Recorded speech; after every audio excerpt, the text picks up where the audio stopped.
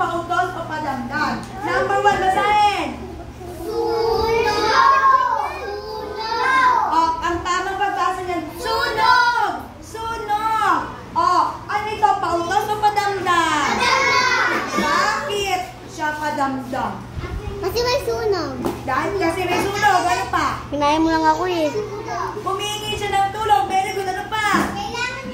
Chelsea, Bakit siya tingin ka sa natawag akin. ng padamdam? Bakit sabi niyo padamdam siya? Kasi siya na nagulong! Tulong! Bukod doon, nagsasabi siya ng damdamin. Nagsasabi siya ng damdamin.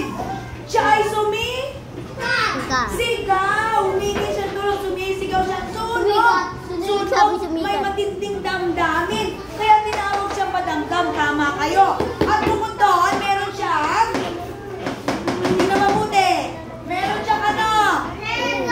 Tanda, padamdam. Okay, ano number 1? Padamdam! Okay, let's go to number 2. Walang magsusulat.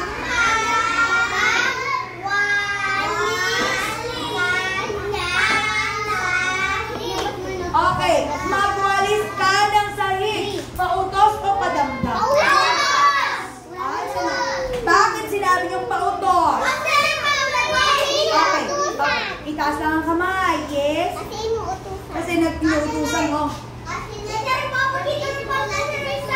Nagsisimula, hindi. Nagtatapos siya sa tuldok. Tama ka doon. At bukod doon sa katapos sa tuldok siya ay nag-uutos. Okay, kaya tawag siya ay pautos. Tama. Number 3. Wala magsusulat ha? Pakibasa.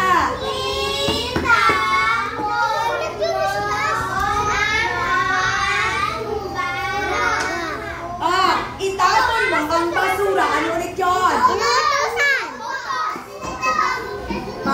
Pautos. Okay, nagtatapos sa tuldok at nag-uutos.